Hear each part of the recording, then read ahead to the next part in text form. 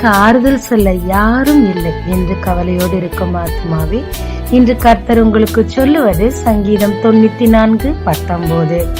என் உள்ளத்தில் விசாரங்கள் பெருகுகையில் உம்முடைய ஆறுதல்கள் என் ஆத்துமாவை தேற்றுகிறது. சங்கீதம் 71 தாவீதுக்கு தன் முதிர் வயதை குறித்த பயம் இருந்தது. மகனாலும் சவுலாலும் வந்த விசாரங்களை தேவனிடத்தில் ஊற்றுகிறார். ஆனால் வசனம் 14 நான் இன்னும் உம்மை நம்புவேன் என்று அறிக்கை செய்து என்னை தேற்றி என் மேன்மையை பெருக பண்ணுவீர் என்று சொல்லுகிறார்.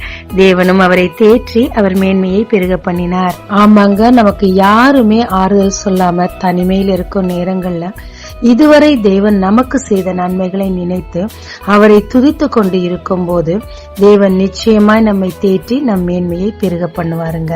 ஜெபிக்கலாமாங்க. என்னை தேற்றுவார் யாரும் இல்லை என்றாலும் எனக்கு நீர் இருக்கிறீரப்பா. நான் உம்மை நம்பி துதித்து கொண்டிருக்க கிருபை தாரும். இயேசு மூலம் பிதாவே, ஆமென்.